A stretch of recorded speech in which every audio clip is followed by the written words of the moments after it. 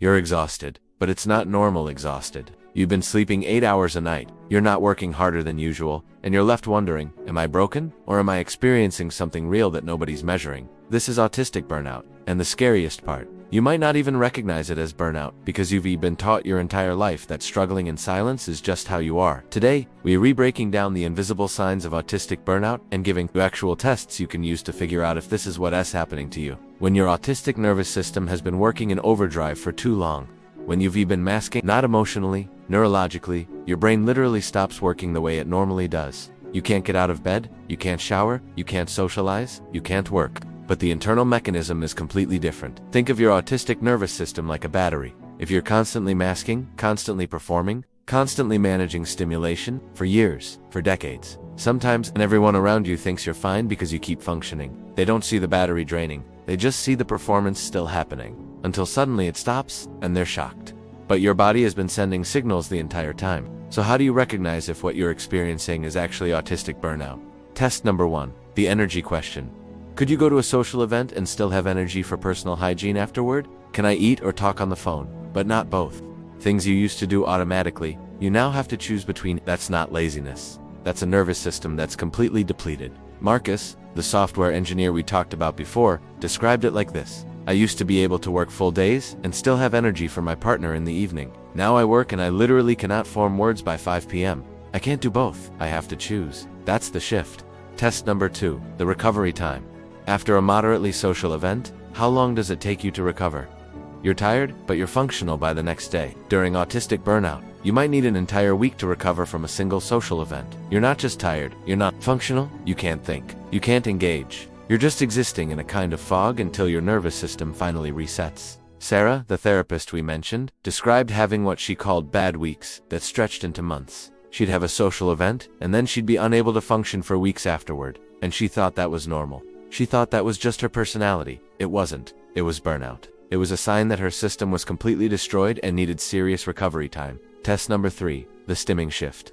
Before burnout, you might suppress your stims in public, but release them at home. During burnout, something different happens. You lose the energy to suppress them at all. Or conversely, you lose the energy to stim, even when you're alone. Your nervous system is so depleted that even the self-soothing mechanisms stop working. You might find yourself sitting motionless for hours, not resting, not relaxing, just frozen, because your system doesn't have the energy to do anything, even regulate itself. That's a major sign of burnout. The stim shift tells you your nervous system has crossed a threshold. Test number 4, the sensory collapse. In normal functioning, you manage sensory stimulation by using strategies. You wear noise-canceling headphones. You avoid bright lights. You take breaks. During burnout, even those strategies stop working. Noise-canceling headphones aren't enough. You need complete silence or you'll break. Dim lighting isn't enough. You need absolute darkness. You're not just sensitive anymore. You're in a state of complete sensory overwhelm that no accommodation can fix. That's autistic burnout. That's your system telling you it has nothing left. One woman, Jennifer, described going into burnout after 2 years of a high-demand job. She said within weeks she couldn't tolerate the sound of her own family members talking. Even whispers felt like screaming. She wasn't being dramatic. Her sensory threshold had collapsed completely. Test number 5, the cognitive fog. This is the one that scares people the most. You've lost your ability to think clearly. Not just that you're tired, you're actually foggy. You can't follow conversations. You can't remember things you usually remember. You can't solve problems. You can't learn new information. Your executive function has partially shut down. And this is where autistic burnout gets really dangerous because people start thinking they have dementia or early onset Alzheimer's. But it's not neurodegeneration. It's neurological shutdown. Your brain isn't broken. It's just completely out of fuel. David, who experienced severe burnout after 5 years of masking in a high-pressure corporate job, described it like this. I felt like I was thinking through molasses. I'd be in a meeting, and I couldn't follow what was being said. I'd read a text and forget it immediately. I thought something was seriously wrong with me. But what was actually happening was my brain was in complete shutdown mode. It was trying to tell me to stop. Here's the thing about all of these tests, about all of these signs. They're not subtle once you know what to look for.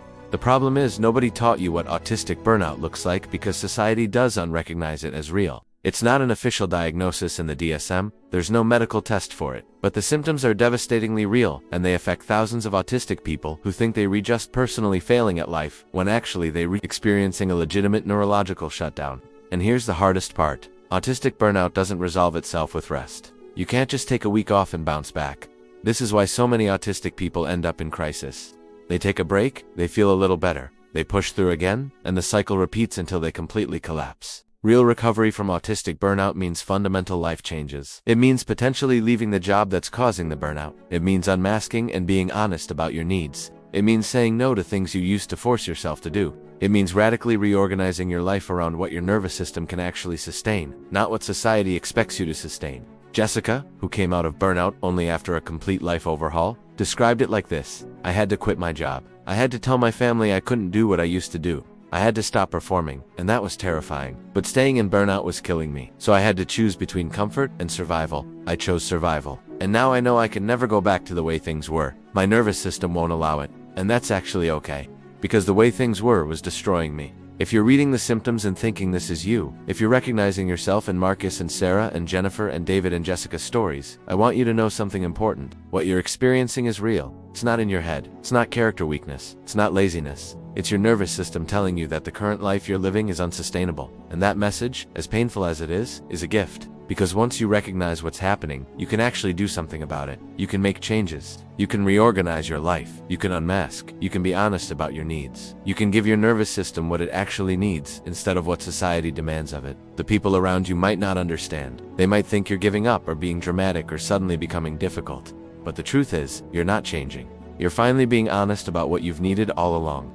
The job was destroying you and you couldn't admit it. The relationships were exhausting you and you couldn't say no. The performance was killing you and you couldn't stop. Autistic burnout is your system's way of forcing honesty when your mind is still trying to push through. If this resonates with you, if you've felt this burnout, this collapse, this inability to function while everyone still expected you to be fine, you might relate to our next video, the Complete Recovery Guide, How to Rebuild Your Life After Autistic Burnout. That video walks through what recovery actually looks like, how long it takes, and what changes you need to make to ensure this doesn't happen again. Thousands of people have watched that video and realized they're not alone. That what happened to them was real. That recovery is possible.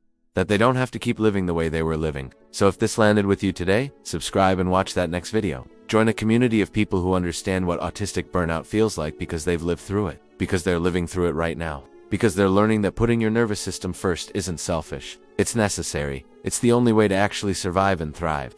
Thank you for recognizing what's happening in your body. Thank you for being willing to name it. And remember, the burnout you're experiencing is telling you something important, and you deserve to listen.